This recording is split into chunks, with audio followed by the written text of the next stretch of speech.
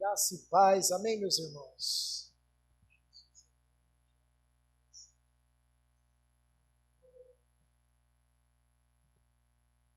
Jesus é lindo. Meus irmãos, vamos ao tempo da palavra. Enquanto você abre a sua Bíblia no livro do Gênesis, meio do livro da Bíblia, o livro do Gênesis. Glória a Deus, Jesus é maravilhoso. Jesus é maravilhoso. Ele fez maravilhas na minha vida. Espontâneo, galera, espontâneo. Jesus, ó Deus poderoso. Livro do Gênesis, hoje nós vamos dar continuidade à nossa série de mensagens, é tempo de frutificação. Hoje o tema da mensagem é: toda colheita nasce da disposição de um plantio. Na semana passada nós começamos a nossa série de mensagens, falamos sobre não calcularmos os riscos para plantarmos, para frutificarmos, para edificarmos no Senhor. E nessa semana vamos falar sobre toda colheita nasce da disposição de um plantio. Eu já quero reforçar aqui com relação à nossa escola de discípulos, que é a nossa escola de treinamento, né? Eu prefiro colocar como uma escola de treinamento, porque não é uma escola teológica, por mais que tenhamos matérias de cunho teológico, a gente não é uma escola teológica, né? Nossa intenção aqui não é dar graduação de teologia para ninguém, né? É aprendermos em conjunto a respeito da palavra de Deus, né? Aprendermos e crescermos juntos como filhos de Deus. Eu acho que nós vivemos em uma geração, em uma época de homens e mulheres tão raquíticos, biblicamente, né?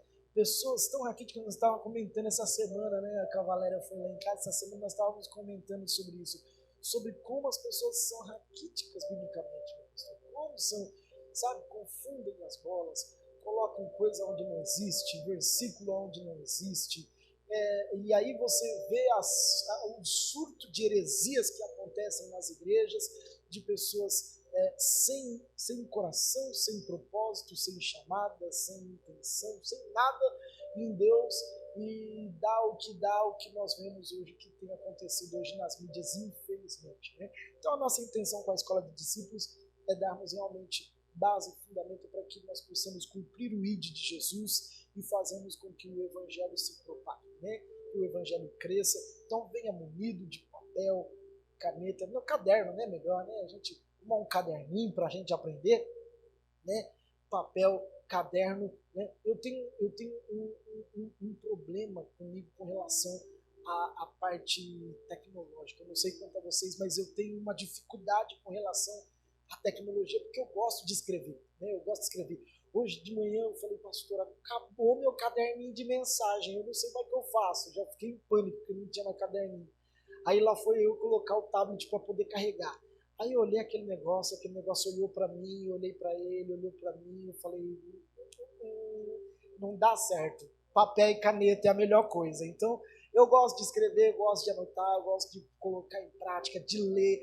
Então, papel, né? A Bíblia em papel, as pessoas conseguiram, né, se acostumar no negócio do celular, né?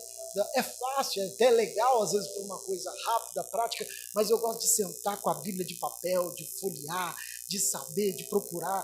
Nós estávamos brincando essa semana lá em casa que as pessoas esqueceram, não sabem, algumas não sabem nem quantos livros tem na Bíblia, né? Aí você pede a sequência, nós ficamos brincando de noite. Vamos cantar a sequência dos livros da Bíblia. E ninguém sabia a sequência dos livros. Mas, ué, pastor, como é que fala tal assim? Não, vai cantando para você ir decorando, né? Gênesis, Êxodo, Levítico, versículo. Ninguém decora mais versículo, não sabe mais versículo da Bíblia, né? As pessoas hoje se acostumaram tanto na tecnologia.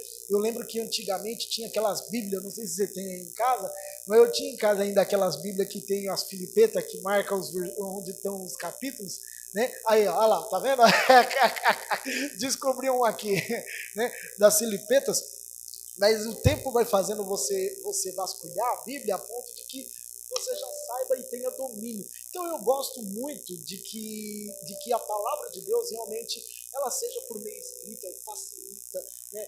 Quanto mais linguagem diversificada você tiver, melhor é. Né? Em casa nós temos quase 10 Bíblias, mais de 10 Bíblias diferentes, com linguagem diferente, com fundamentações, não com fundamentações diferentes, porque a palavra de Deus é a mesma, mas a linguagem, né, NVI, na mensagem, na João Ferreira de Almeida atualizada, então quanto mais linguagem você tiver, melhor você melhora o seu acervo de leitura. Né? A nossa geração, principalmente os brasileiros, eu digo com relação aos brasileiros, os brasileiros hoje eles são muito acomodados com relação à leitura. Né? Nem pouquíssimo, não se importam muito em pesquisar, e é por isso que engolem o que as pessoas geralmente lançam aí, porque a desinformação já enraizou na cultura brasileira, infelizmente. É mais fácil mastigado do que o pesquisado. Né? O pesquisado leva tempo, a leitura leva tempo, por isso que a gente gosta muito de comprar livro em casa. Toda semana a gente vai renovando o nosso acervo, a nossa biblioteca, colocando livros, lendo, preparando, porque quanto mais você lê, quem lê melhor, fala melhor, entende melhor, interpreta melhor. Né? Já diziam o famoso escritor, na verdade ele não era escritor, ele era sociólogo e também educador, o Freire, né, que falava que existem no Brasil os analfabetos funcionais, né, que são aqueles que leem, escrevem, mas não compreendem. Né? O analfabetismo funcional, lê, escreve, mas não compreende.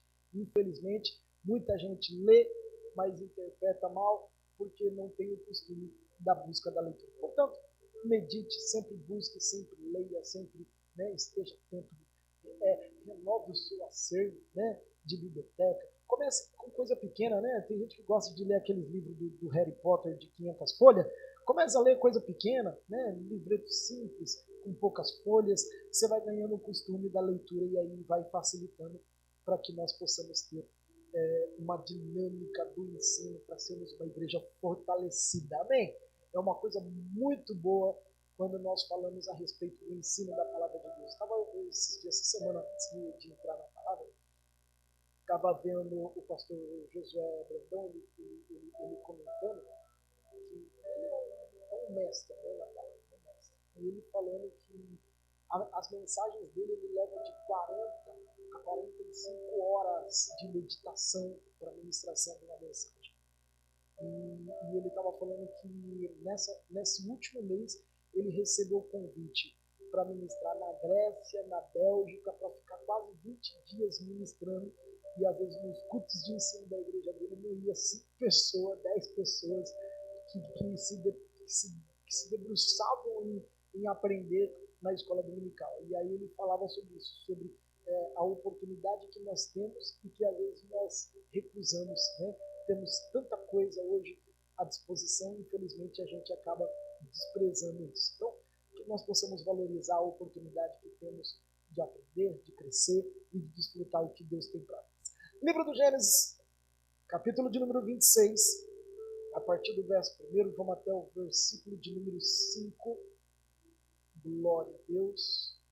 Daqui a pouquinho esquenta e eu tiro a roupa de Deus e a mão. Hoje tá. E havia fome na terra, além da primeira fome que foi nos dias de Abraão. Por isso foi Isaque a Abimeleque, rei dos filisteus, em Gerar. E apareceu-lhe o Senhor e disse: não desças ao Egito, habita na terra que eu te disser. Peregrina nessa terra e serei contigo, te abençoarei, porque a ti e a tua semente darei todas essas terras. E confirmarei um juramento que tenho jurado a Abraão teu pai, e multiplicarei a tua semente como as estrelas dos céus, e darei à tua semente todas essas terras, e em tua semente serão benditas todas as nações da terra, porquanto Abraão obedeceu a minha voz, e guardou os meus mandamentos, e os meus preceitos, e os meus estatutos, e as minhas leis. Assim habitou Isaque em Gerar. Versículo de número 12, um pouquinho. E semeou Isaque naquela mesma terra, diga, naquela mesma terra, e colheu naquele mesmo ano sem medidas, porque o Senhor o abençoava. E engrandeceu-se o varão, e iam engrandecendo, até que tornou muito grande, e tinha possessão de ovelhas, possessão de vacas, e muita gente de serviços, de maneira que os filisteus o invejavam. Ponto. Vamos chegar até aqui, depois a gente dá sequência no restante aqui. Glória a Deus. Espírito de Deus, fale conosco nessa noite. Tenha liberdade, Senhor, para nos ensinar. Nós abrimos o nosso coração, Senhor, para crescermos e termos a revelação da Tua palavra. Espírito Santo, fala conosco. Nós queremos, ó Senhor, nessa noite, nesse tema, nessa série sobre frutificação, Deus, nós queremos realmente termos a disposição em plantarmos, em cultivarmos, em debruçarmos na terra, ó Deus, que o Senhor tem nos designado. Nós pedimos, dá-nos graça, sabedoria, fala com a Tua igreja, nos ensina-nos nessa noite, em nome de Jesus. Amém e amém. Glória a Deus. Meus amados, existe uma regra universal na agricultura. Existe uma lei universal chamada lei da semeadura. Você só pode colher aonde foi plantado, ou por alguém, ou por você mesmo.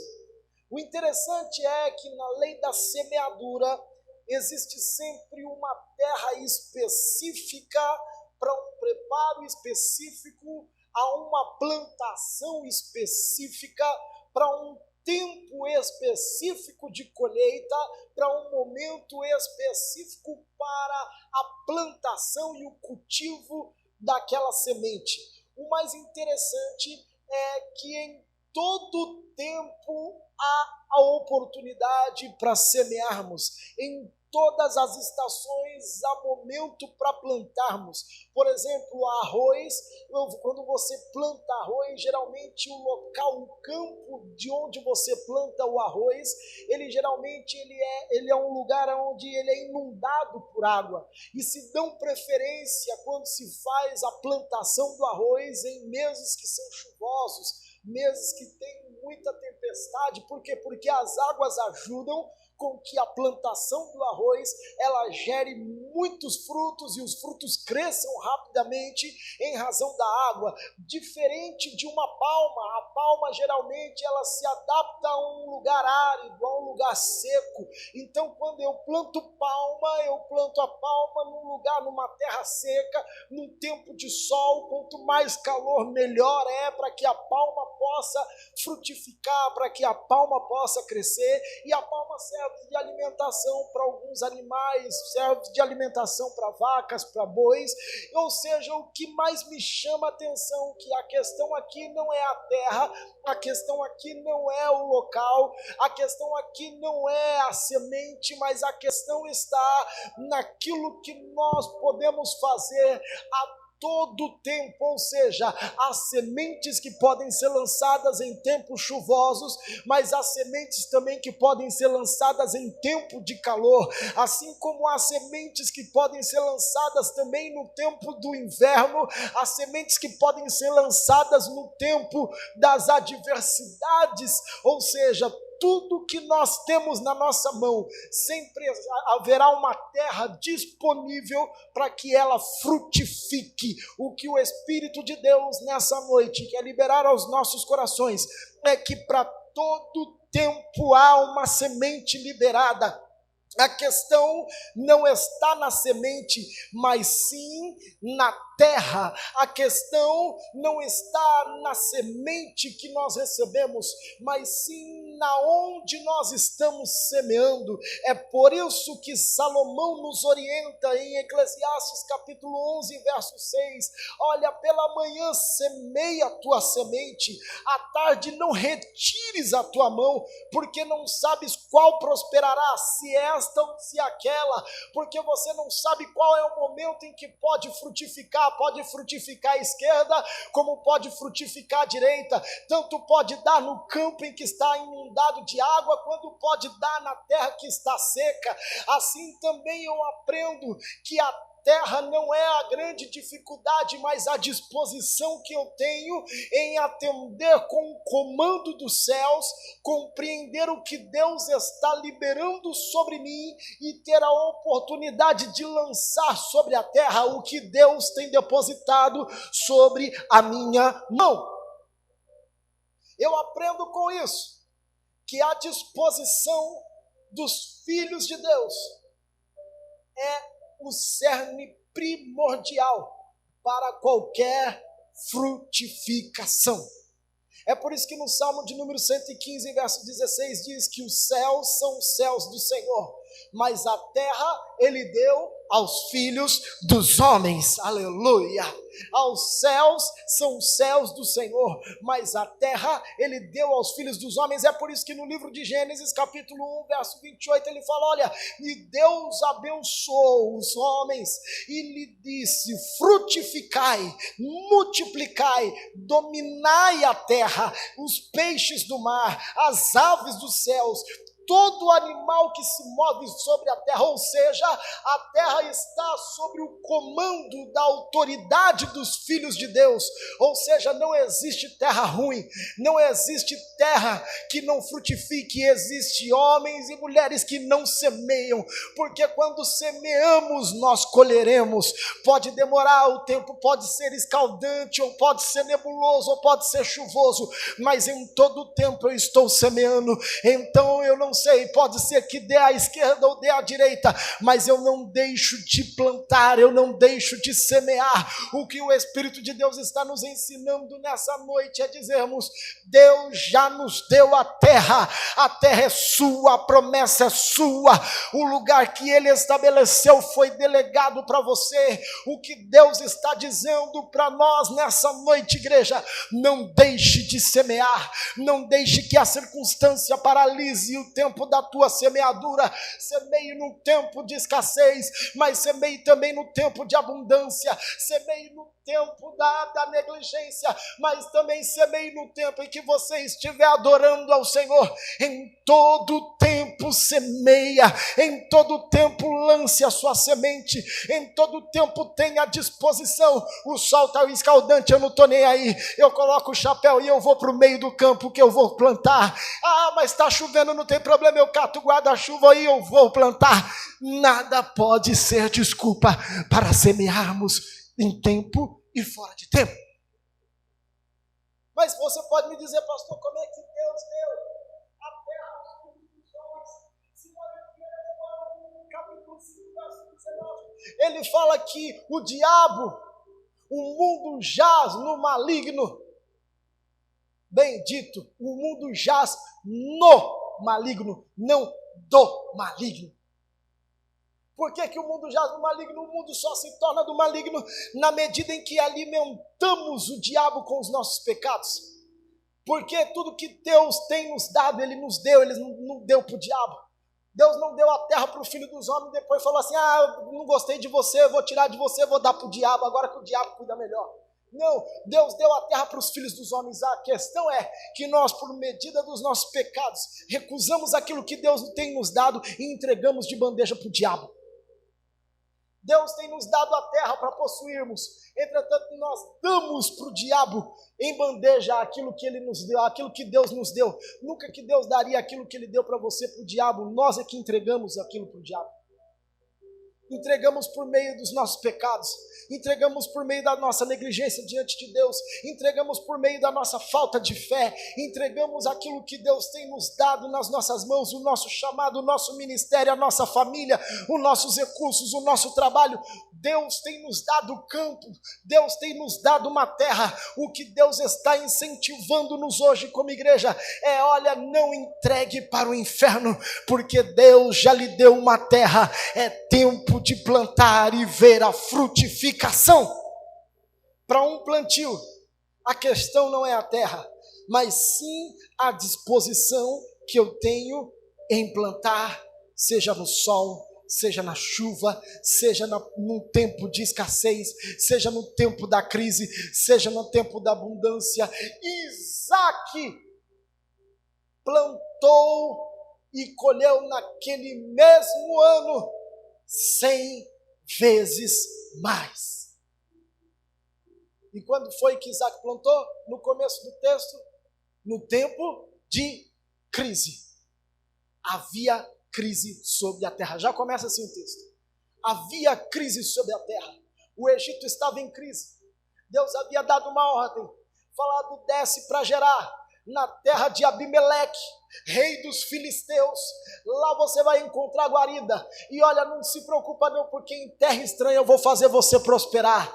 Deus estava falando: pode estar em crise o Egito, pode estar em crise Gerar, pode estar em crise o Brasil, pode estar em crise São Bernardo, mas na crise eu te faço prosperar. Foi o que Deus fez. Olha, eu abençoei o teu pai Abraão, eu abençoei a tua geração e também serei contigo, te abençoarei. Aonde você colocar as tuas mãos, aonde você colocar a planta dos teus pés. Os filisteus não entenderam porque Isaac plantou na terra de Gerar e ele colheu num tempo de escassez, num tempo de crise, num tempo em que estava tudo adverso, tudo ao contrário.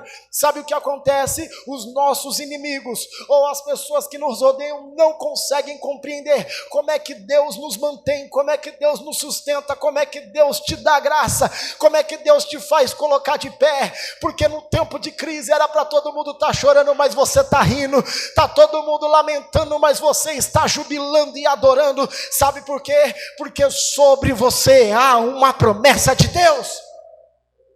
A promessa nos faz mantermos de pé. A promessa nos faz entendermos o que Deus liberou sobre nós. A promessa nos faz, pastor, além de mantermos firmes e convictos até o fim. O povo plantou no cativeiro babilônico, opresso por Nabucodonosor, depois de 70 anos. Mas o povo mesmo em oprimido, o povo mesmo em cativo, o povo mesmo trancafiado, o povo mesmo escravo, eles não deixaram de semear. Eles poderiam não ter um cântico nos lábios, mas eles estavam semeando. Eles poderiam não ter uma adoração no seu coração, mas eles estavam semeando. No tempo do cativo eles semearam. É por isso que no Salmo de número 126 ele fala: olha, nós estávamos plantando e chorando, plantando e chorando, plantando e chorando, mas quando recebemos a graça de Deus, o favor de Deus, a misericórdia dos céus, então o nosso coração se encheu de alegria e a nossa língua se encheu de júbilo. Então voltamos alegres, trazendo conosco os nossos feixes, os nossos presentes, e todos diziam entre as nações: grandes coisas fez o Senhor a estes. Com efeito, grandes coisas fez o Senhor por nós, por isso estamos alegres. Aleluia! Seja no tempo de escassez, seja no tempo de alegria, nunca deixe que a disposição do plantio saia da sua vida. Sempre tenha disposição para plantar. Ah, Senhor, nos ajuda a mantermos a nossa disposição em semearmos todos os dias na tua casa, semearmos o nosso coração.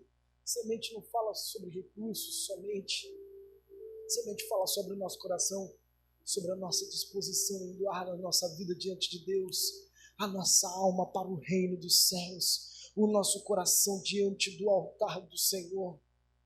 É por isso que quando nós olhamos as Sagradas Escrituras, elas sempre nos faz referência sobre a nossa disposição. Deus conta com os disponíveis dessa terra. Segundo segredo que eu vejo, quando falamos sobre que a questão não é a terra, rompa com as limitações da sua mente que impeçam o agir de Deus. Se existe algo que nos bloqueia de crescermos e avançarmos a um nível, a um next maior em Deus, é a nossa mente. A sua mente pode bloquear e travar você de viver coisas extraordinárias em Deus. Creia, confie e não deixe de plantar. Porque se você for ver pela racionalidade humana, você não planta, você não vai semear. E se você não semear, você não vai colher. A questão não é a terra. Toda a terra é boa. A questão está: quanto eu estou disponível a romper com as limitações da minha intelectualidade e dizer: Senhor, faça frutificar. Senhor, dê crescimento. Senhor, eu estou plantando a tempo e a fora de tempo. Eu quero ver a frutificação. A intelectualidade humana pode nos bloquear de viver o sobrenatural de Deus. Por isso que o apóstolo Paulo, na carta aos Coríntios, a primeira carta aos Coríntios, capítulo de número 2, verso 14, ele fala assim: o homem natural não compreende as coisas do Espírito. Por quê? Porque lhes parece loucura e não pode entendê-las e nem discerni-las, porque só se discerne espiritualmente. Ninguém consegue compreender o que Deus faz. Ninguém consegue compreender a estação exata dos céus, o tempo de frutificação exato que Deus tem liberado para os seus filhos. É por isso que eu digo: não deixe de semear. Parecia ser muito estranho para Isaac plantar numa terra num tempo de crise, plantar numa terra que parecia que não iria dar nada. Deus começou a prosperar Isaac, porque ele não deixou de semear. E o interessante é que a Bíblia nos ressalta de uma forma muito clara que naquele mesmo ano ele colheu 100 vezes mais. Ele colheu 100 vezes mais. Rompa com os limites da nossa intelectualidade. O que fez Noé construir uma arca sem nunca ter tido chuva sobre a terra? O que é que fez Abraão levar Isaac ao sacrifício sem ter nenhuma expectativa da provisão?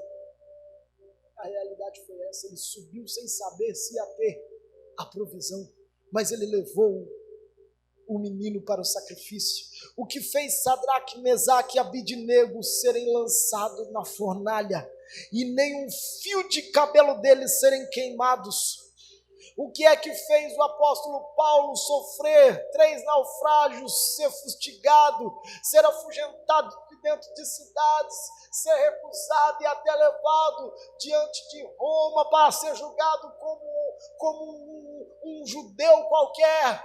E mesmo assim ele permaneceu firme e fiel, dizendo: olha, essa leve e momentânea tribulação só produz sobre mim um eterno peso de glória. O que é que nos faz como igreja todos os dias acordarmos e adorarmos ao Senhor e dizemos: bendito seja o nome do Senhor, que me permanece, me mantém de pé todos os dias? O que é que nos faz acordarmos diante da bolsa, seja ela subindo, descendo, com porta abrindo, porta fechando, com dinheiro, sem dinheiro? Adorarmos ao Senhor parece ser loucura. Não. Nós estamos semeando porque confiamos no Deus do sobrenatural. E só entende o sobrenatural quem anda no sobrenatural. Só consegue entender os sonhos de Deus quem anda e quem consegue emergir totalmente em Deus.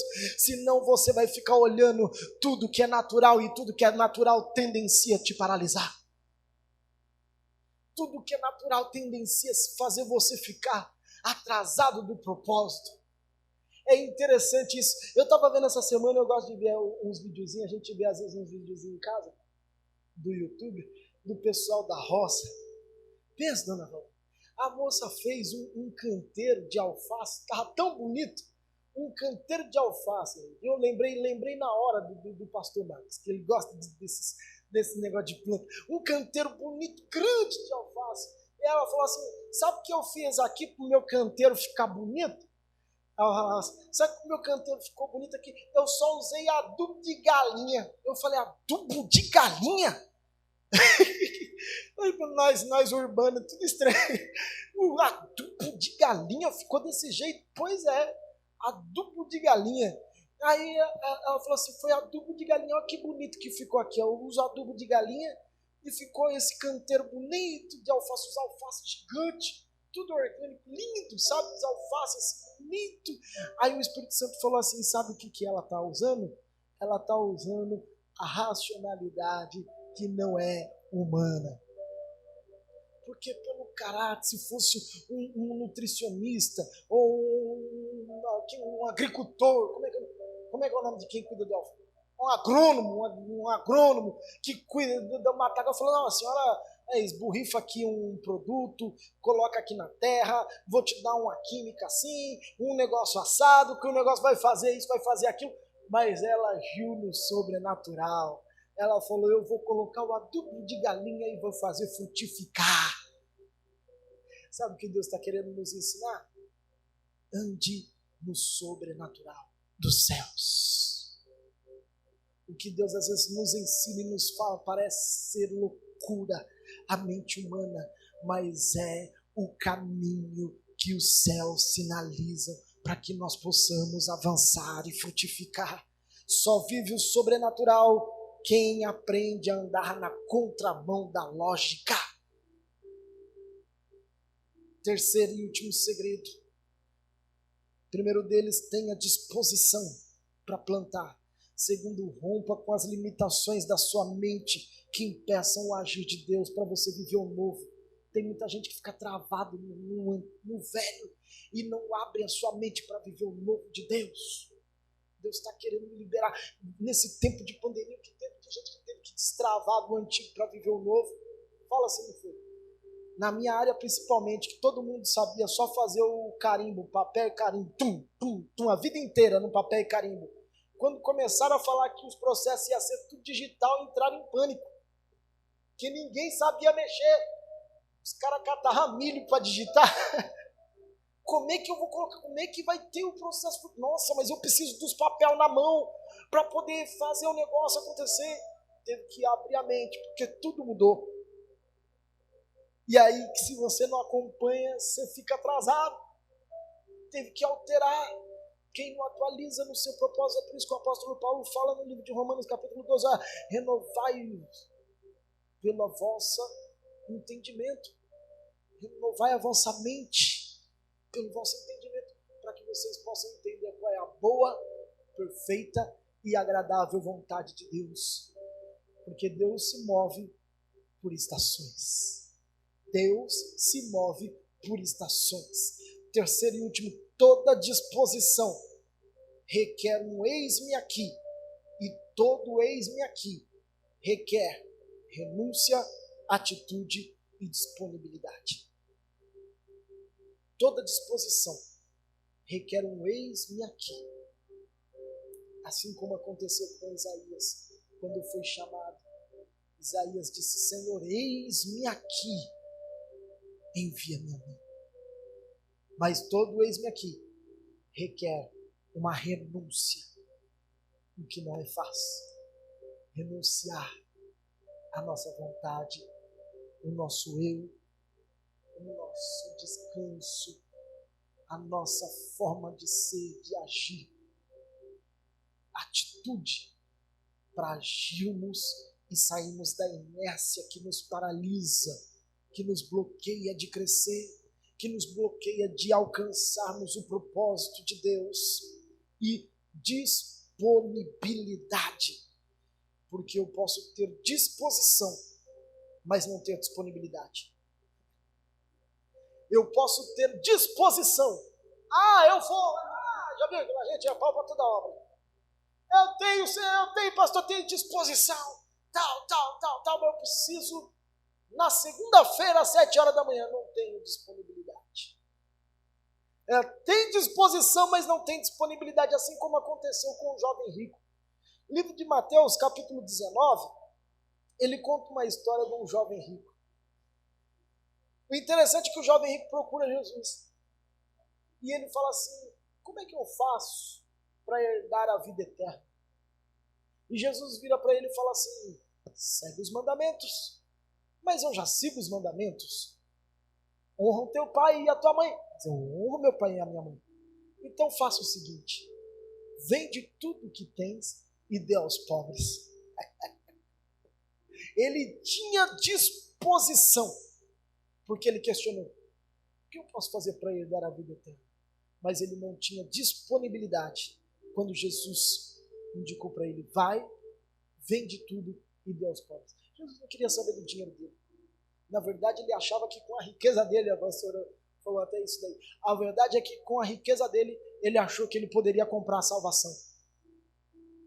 Ele tinha a disposição, mas não tinha a disponibilidade. Existe uma grande diferença entre ter disposição e estar disponível. Foi por isso que quando aconteceu o chamado de Isaías, se você ler no livro de Isaías capítulo 6, Jesus, aliás, quando o anjo vem, pega tenaz do altar, toca sobre os lábios de Isaías, purifica ele, santifica ele, para que ele possa, a partir daquele momento, passar a ser uma nova criatura, porque ele vivia no meio de um povo de impuros lábios. Ele caminhava com a sua família, depois que Uzias morreu, que era a sua família real, que era o seu apego, que era o mundo que ele estava inserido. A partir daquele momento, quando o anjo vem, toma pela tenaz, coloca a brasa sobre os seus lábios e o santifica, aí ele pega e fala assim: olha, a quem enviarei eu? Esse foi o questionamento primeiro que Deus poderia muito bem ter falado: Isaías, seu cara de pau, te santifiquei, te deixei tudo limpinho, agora vem-te embora. O próprio Espírito Santo falou assim: olha, a quem enviarei eu? E quem há de ir? Ele poderia falar: Isaías, agora eu vou te enviar e você vai ter que ir por mim. Ele falou: a quem enviarei eu? E quem há de ir por mim? E ele disse: eis-me aqui, envia-me a mim. Porque primeiro é necessário ter a disposição quando é santificado, mas é preciso ter disponibilidade para atender o seu chamado. Porque só existe disposição real. Não existe disposição real sem disponibilidade integral. Não existe disposição real sem disponibilidade integral. É impossível querer amar a Deus e ser apaixonado pelo mundo. É impossível dizer que amo a Deus e vivo por Deus e não amo o meu irmão a quem eu vejo. 1 João 4, 7 e 8. Como é que você diz: amado, você ama a Deus e não ama o teu irmão a quem você vê? É impossível. Você tem disposição para amar, mas não ama quem deveria amar. Você tem disposição para servir, mas não serve a quem deveria servir. Você tem disposição a honrar, mas não honra quem deveria honrar. Foi esse um grande impasse que teve sobre a vida do jovem rico. E eu quero nessa segunda mensagem trazer como lição para nós que a todo tempo Deus está nos esperando e nos aguardando para lançarmos a nossa semente, seja tempo, seja fora de tempo, seja no momento do caos, da adversidade, mas seja no momento da bonança, crendo que o problema nunca será a terra, porque a terra sempre estará ao comando do homem, porque Deus deu a terra ao homem, sabendo que as nossas limitações podem bloquear de lançarmos a semente e vermos o crescimento, ou até mesmo a indisposição de lançarmos e vermos que Deus é Deus para nos dar a frutificação. Ele estará sempre disposto para nos fazermos crescer em disposição e disponibilidade, renunciando, tendo atitude e crendo que Deus é poderoso para fazer infinitamente mais além daquilo que pedimos ou pensamos, em nome de Jesus. Se coloque de pé, eu quero orar com você.